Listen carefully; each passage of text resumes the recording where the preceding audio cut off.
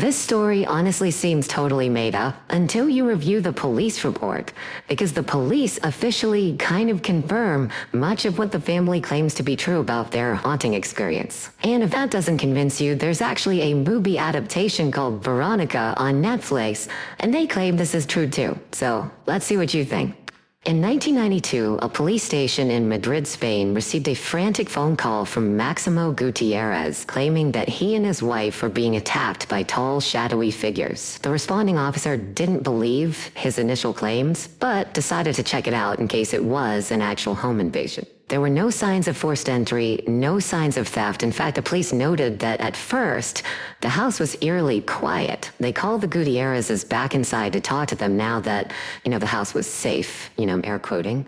But as soon as they sit down to talk to them, they hear a loud bang out on the porch. The police described it as sounding like a large boulder falling and rolling along the ground. They run out to investigate, but nothing is there. As they stand there puzzled, one of the officers yells, "Duck!"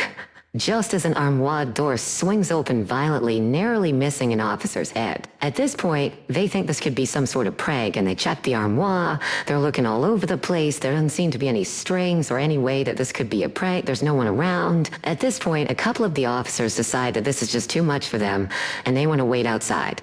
The remaining officers go back into the living room to chat with the Gutierrezes about what the heck is going on with their house. When they sit down to chat, Mr. Gutierrez proceeds to tell the officers about the strange death of their 18-year-old daughter, Estefania, who had passed away just a few years earlier, and why they think that her death is actually connected to their house being haunted. Estefania went to a very religious school, and so when one of her teachers caught her and her friends using a Ouija board, she was really upset. The teacher runs over, she smashes the Ouija board and tells them that this is not okay, they can't do it. But when she broke up the board, she destroyed the little glass planchette they were using to actually maneuver the Ouija board. And the teacher and the students that were there all claimed to have seen some sort of trapped smoke escape from the glass planchette, and it actually was inhaled by Estefania. Mr. Gutierrez claimed that from that moment on, his daughter's physical and mental health began deteriorating. Estefania started telling her parents about these strange people she kept seeing in the house,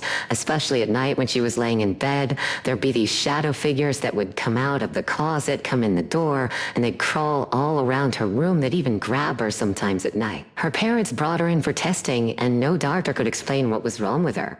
And so without a diagnosis, the parents had to watch in horror as their daughter's condition just deteriorated dramatically until finally she just suddenly died in her bed one night, and there was no official cause of death. Shortly after she passed away, her parents started to notice strange things happening in their house, and they believe that is when the haunting actually began. As the parents are divulging this information to the police, they all hear screams and banging coming from Estefania's room. The police actually physically jump up out of their chairs, they're so frightened. The police and the father make their way over to the bedroom. They open it up, and inside, no one's in there, even though the screaming continues.